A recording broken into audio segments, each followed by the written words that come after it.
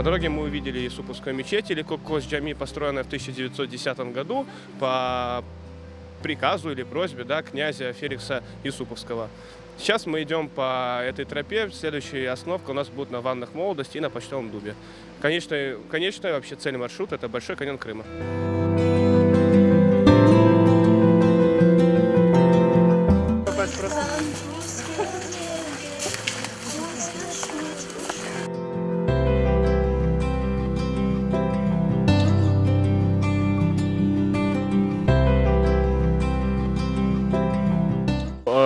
Иду в Большой каньон.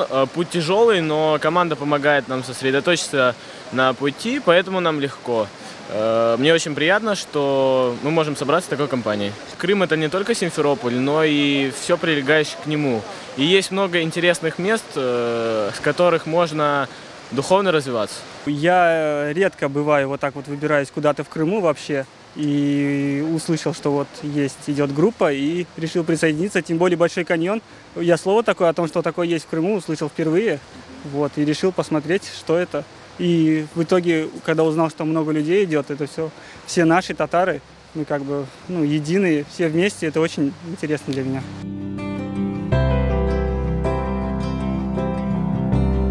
Очень понравилось, что собралось много людей, что первый раз я вообще посетила Большой каньон, очень хотела, очень понравилось.